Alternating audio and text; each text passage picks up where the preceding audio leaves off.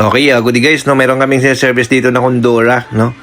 So bago natin siya testing guys, meron kaming nakitang balat dito sa kanyang power cord. So nilagyan muna natin ng electrical tape, baka makuryente tayo, no, mag-ground tayo, no. So ito guys, testing natin siya, no. Tingnan natin, lagay natin sa spin kung anong error na ilalabas nito.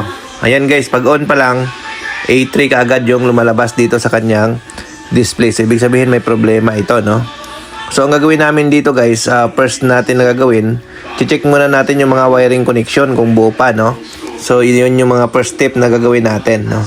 Kasi nga pag ganito guys ang problema, lalo na may naroon tayong nakitang balat doon sa kanyang power cord. So may chance na nginat-ngat ito ng daga, no. So ang gagawin natin, buksan natin to yung pinaka-cover, no, para ma-check natin, no.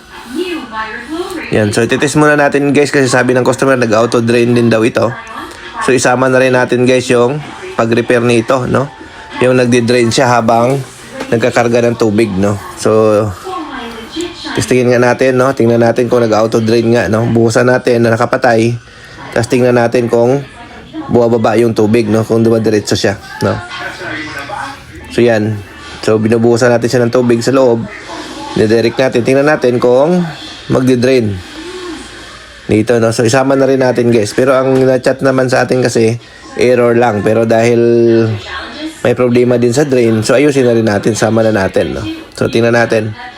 So yan guys, oh, tumatagos siya. So ibig sabihin may problema ito sa drain valve, no. So yun, no. So unahin muna natin guys yung A3 error sa pag-repair para makita natin kung anong problema, no. A3 muna tayo guys, no. So nandito kami ngayon guys sa Binyan, Laguna.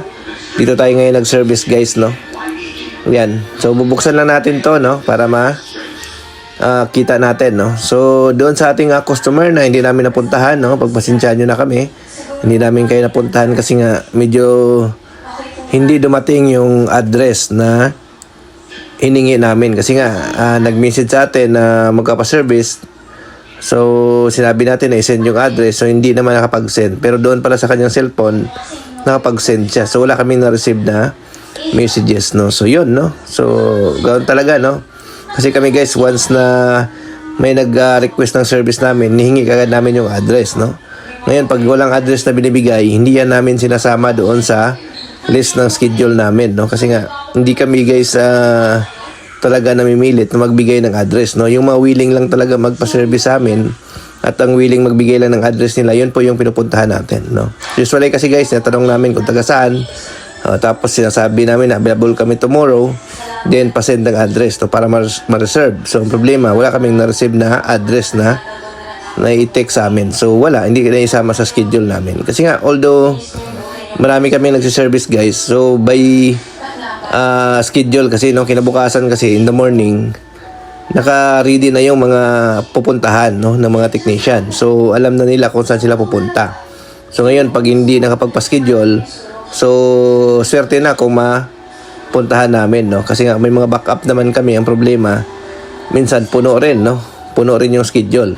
So kailangan talaga schedule, no, reservation yung punta namin, pag schedule namin. Wala kaming on the spot guys. Mahirapan kayo makakuha ng schedule sa amin na on the spot, no. Kadalasan yan by schedule, no. A day before dapat yung scheduling natin, no. So yun. So binuksan na nga namin to guys. Ayan, no. Kita natin kaagad, no. May mga ngat-ngat guys ng daga yung mga wiring dito. So yan. So confirm natin guys na ang naging issue nitong washing machine nito ay ngat-ngat ng daga, no. Kasi nga nagkaroon siya ng A3 error. So ang gagawin natin, dugtungin muna natin to, no, para ma-check ano natin, no. So wiring lang to guys, no. I-rewire lang natin, dugtungin lang natin yung mga ngat-ngat ng daga. Sa mga gusto pala magpa-service sa amin, message lang kayo sa aming Facebook page, Nurture Repair Shop. Sa mga gustong mga tutorial about washing machine, bisitahin nyo lang guys ang ating YouTube channel na Nurture TV, no. So maraming videos tayo dyan, more than 1,000 videos na po ang na-upload natin na tutorial about sa automatic washing machine. Kaya kung baguhan ka lang sa washing machine, sa industriya ng washing machine, panoorin mo lang guys yung mga tutorial natin, no. Pag naubos mo panood dyan, master mo na yung pag-repair ng mga automatic washing machine. Any brand, no, kahit anong brand, no. Kasi nga lahat guys, halos na ilabas na namin yung mga tutorial about sa error ng washing machine, no. So ilan na lang siguro ang hindi namin nailabas, no. Itong A3 error, meron na rin tayong mga inalabas nito before. So yan guys, testing na natin siya. No, ayan. So hindi na siya nagkaroon ng error nung wala na. So confirm natin na ang naging issue lang niya ay yung pinaka wiring lang naman, no. So yun ang talaga naging problema niya. So yung wiring na yun guys, connected kasi yun sa sensor, no. Kaya ang nangyayari pag start mo, mag-error na siya kaagad, no. So yun. So ito guys, nantay lang natin siya mag-spin. So wala na siyang error na nilalabas. Kanina kasi pag saksak natin, pag start pa lang nagkakaroon na siya kaagad ng error. So ngayon wala na siya, no. So yan, umikot na siya guys, Ayan. So yung auto drain ayusin din natin yan, no. Para isang na lang, no. Isang gawa na lang, no. Kasi nandito na rin tayo. Kami kasi guys, once na nagpa-service sa amin, na-check na namin yan, no. Lahat, no. Kung ano maging sira, no. So ginagawa na natin. So ayan, no.